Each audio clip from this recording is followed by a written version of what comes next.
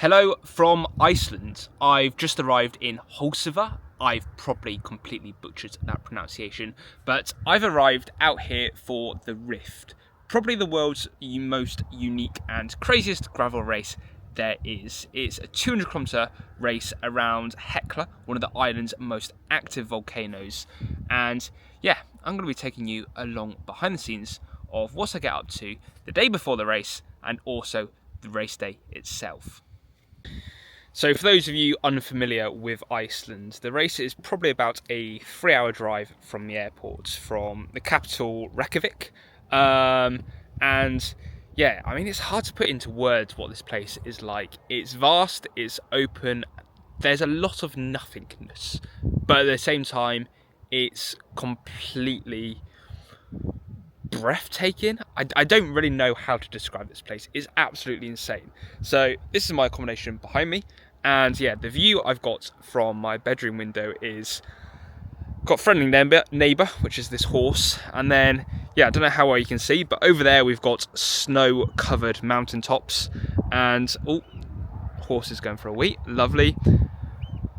And yeah, that's, I'm pretty sure, Hekla you can see in the far distance, which is the volcano we will be racing around tomorrow. This is my lovely little apartment I've got for the next few days.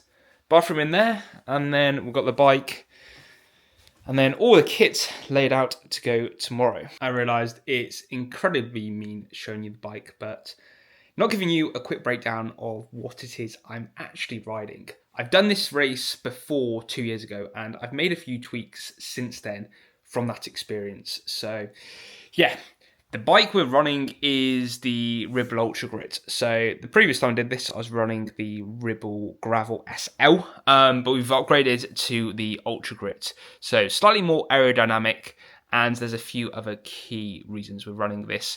First is tyre clearance. So with this bike, you're able to take 50mm tyres. So yeah, I've got a 50mm Pirelli Cinturato RM on the front, and the same on the rear. These lovely deep Hunt wide wheels with carbon spokes as well to keep the weight down. Another big thing is it's extremely rough out here, so we've gone for the Rock Shock suspension fork. Again, you can get this from Ribble, and then I just installed it for basically this specific race. On this bike, you also get a down tube storage compartment, so that's really useful, especially for the longer races. You can, add in all your bits and bobs. I've then added a top tube bag with loads of Veloforte energy chews, which I'll just snack on throughout the day. I do have a saddlebag with a few extra emergency tools in there as well. We're running the SRAM Explorer AXS Force group sets. I think I got that right. Again, a few changes since last time. So I've gone for a slightly smaller chainring on the front, gone for a 40, and then we're going for a 1050 on the back, I believe.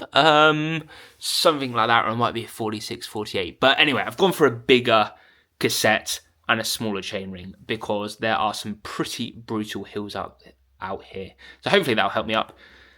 The Ribble bikes, if you do select the SRAM AXS options, they do come with a power meter, so that'd be super useful. So I can sort of gauge my efforts. 2 big 750ml bottles, 3D printed saddle. It is very rough out here, so every bit of comfort I can get. I've also gone for slightly thicker bar tape. So this physique stuff is 3.5mm. So yeah, bit of extra cushioning along with the bigger tyres. Then also suspension fork, and then we've got the Wahoo Elements Roam on the front. Yeah, gravel races, you need to have a bike computer, a decent one. They don't have like navigations, like signposts, so you get a GPX route normally the day before, a few days before. So you have to have sync that you can follow the route on. And then I've got all of my kit laid out here that I'm going to be wearing. I'm just trying to work out what looks like it's going to be pretty wet tomorrow. So I'm going for a Gabba, chamois cream, and then yeah, I'm going to take my Insta360 to hopefully get some footage from the race. Then plenty of energy gels in here. Yeah, I've got from this Rosso, 30 grams of carbs, 150 milligrams of sodium, and then yeah, kitted out in Sportful. So, whew, yeah, hopefully that was a very quick rundown. It's now time for the race before the race, the carb load. Now, don't get me wrong, I have been carb loading the last couple of days. 200 kilometre gravel race, probably going to take 8 hours, 8 to 10 hours. So yeah, carbs are going to be king, as they always say. But I don't have any scales, but I've gone for this massive wad of pasta. Going with some mayo, tuna, sweet corn and olives. Nothing fancy, but yeah. And I've made such a big portion, I can't even find a bowl to fit it all in. Now to give you a bit of scale. Like, that's my hand. Good morning and welcome from race day. It's just gone 6 o'clock in the morning. I can't speak, it's too early. Made myself up my porridge and yeah, it's looking actually like a beautiful day. Now, forecast originally was meant to be rain, but I can still see the snow-covered mountain over there. And I can still see the volcano or whatever it is over there in the distance. So it's looking pretty good to me. Forecast again for wind. If you're familiar with Iceland, you will know it is quite notoriously bad for wind. About 2 miles per hour this morning, and then about 7, 8 it picks up this afternoon.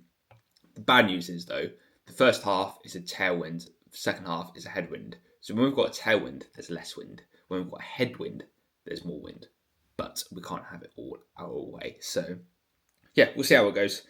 But anyway, better get this down me. And yeah, also get hydrated. So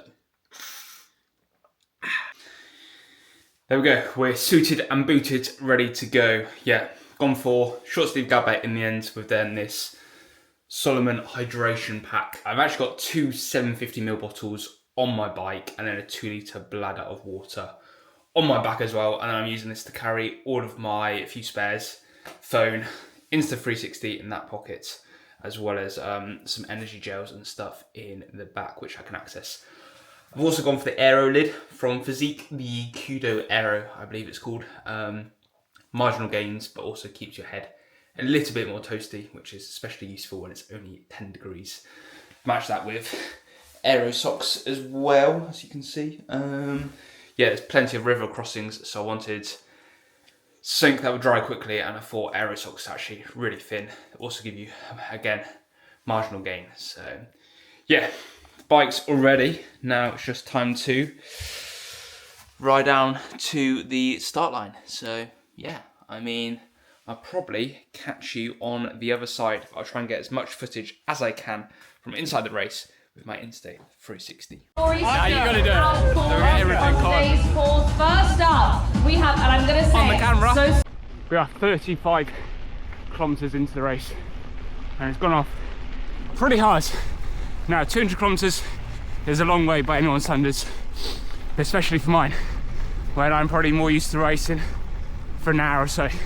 So yeah, decided to cut it back a little bit. Just, I don't want to blow up drastically and then not enjoy the second half. So just trying to ride within my limits and yeah, take it all in. It is hard to get your head around places like this exist. It is absolutely nuts, although extremely bumpy. Just over 90 minutes in, 292 watt average so far. Mental, but look at this, epic.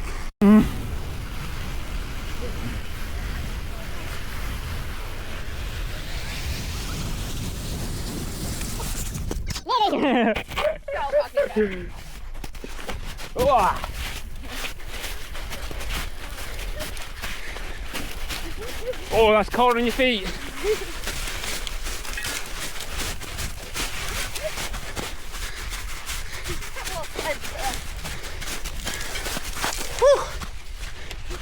That was interesting. That was cold. Oh, my feet are cold now though. That was nuts. Yeah, don't remember that being there last time I did this race. God, it is nuts.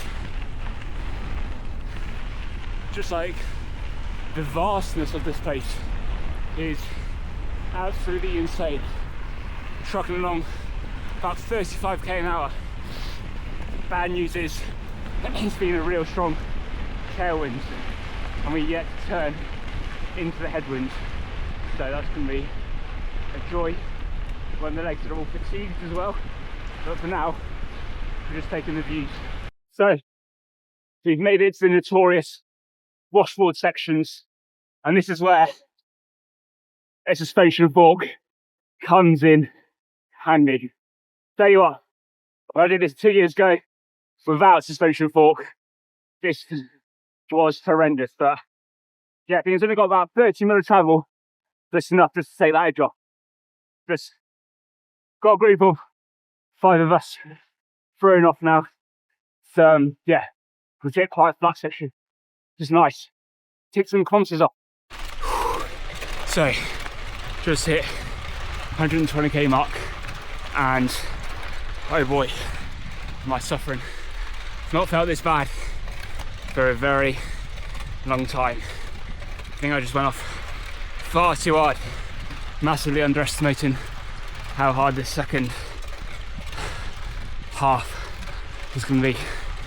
Just like climbing around the edge of Hecla now, which is pretty cool. There's been quite a few warning eruption signs, and yeah, this is all lava fields now we're in, which is pretty epic, but God, it is energy sapping. It's like a real loose sandy material in places, which means it's really hard to get traction and just saps your energy like nothing I've ever experienced. Keep moving. Another hiker bike section. Tell you what, this is why you wear gravel shoes, not road shoes for gravel. Tell you what, my calves are burning. But yeah, I mean, it's not a bad view. I think that's Hecla, the one you see there with the snow on top. Basically just scooting around now, and then we finally start making our way back to the start finish. About 70 odd k to go, but yeah, I think it's going to take a lot longer than I anticipated this second half. There we go, that's the final river crossing of the day done. We're now on the final climb.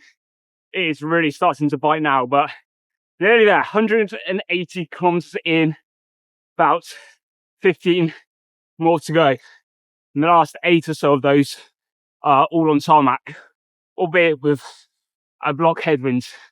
But it'll be the first bit of tarmac we've had all day, so I'm looking forward to that. Oh, yeah. Keep plodding on. I am lost for words. That was insane. Like, absolutely nuts. It's hard to even put it into words what it was like. It was amazing. It was brutal, savage, beautiful. It was, yeah, nuts. The first 2 hours were just incredibly hard. We had a massive tailwind, and we had riders like Nino Schurter and all sorts of like, well, pros and ex-pros, and just a really good depth field, pushing the pace on. And I averaged 300 watts for the first 2 hours. I realised I probably should back that off a little bit, because I am more of a shorter distance athlete myself. My background is like cyclocross and crits, which are an hour long, not 8 hour long races. So yeah, I did the sensible thing and backed the pace off a little bit for the next few hours. Still averaging around 260 watts for the first half of the race. And then, yeah, I did this race 2 years ago, and the second half was completely flat, mainly on roads, actually. So it was a really fast finish back to the start-finish town of Holsova, or however you pronounce it. This time around, the second half was insanely hard. I massively underestimated how hard that was going to be. There were hiker bike sections that were probably 10 to 15 minutes long, just these brutal, savage, just walls. You would literally just like turn a corner and there in front of you, the road just went up. And they were like sandy, loose rocks, so there was no way you were rising up there, no matter what gear ratio you had on. So they were hiker bike. There was no choice. So they were incredibly hard. They were just slow going, and they just went on for ages. So yeah, that was incredibly hard, and I think I just didn't drink enough in that probably hours 3 to 5. So that middle section, the top half of the course, is really, really bumpy, like washboard, and it was so bumpy, even with my suspension fork, which did dampen most of the vibrations. I just didn't really want to take my hands off the bars too much, and as a result, I don't think I drank enough. And so about 120k in, I didn't hit a wall, but I was feeling slightly out of it, like I was on the way to doing that. Luckily, we managed to hit a feed station where I stopped, got 2 Red Bulls down me, a lot of water, a cookie and a few sweets, and that sort of resurrected the legs and the body and the mind, because when you're in a hole like that, it's not very enjoyable. You're then just counting down the kilometres, wanting it to be over. But yeah, I managed to get that down me, and then the final 50 kilometres I just pushed on as hard as I could. At this point, it was just literally every man and woman for themselves. I was by myself for the majority of the final 2 hours, which was mentally quite tough, but at the same time, it did mean I was able to choose my lines on the descents through the really soft sandy sections, which was nice. And then coming on to tarmac, the only bit of tarmac of the day, the final 8 kilometres, was another savage headwind all the way back to Holsiver, the start and finish town. I just tried to push on as hard as I could. Yeah, it's just hard to put into words or just to show you guys how incredible this race is. But hopefully I've done a pretty good job. But if you feel like I've missed anything or are left with any questions or things you want me to cover, then do drop them down in the comments below, and I will try and do my best to answer them as best as I can. But if you've made it this far, I mean, a massive thank you, and hopefully it's been fairly insightful and quite interesting to see behind the scenes. It's now time to rest up the legs for next week's race, which is a triathlon around central London, which should be good fun. But again, a completely different discipline. So we'll see how that goes. But for now, if you've enjoyed the video, make sure to give it a like, and if you subscribe, that massively helps me as well. So yeah, no doubt I will see you again soon.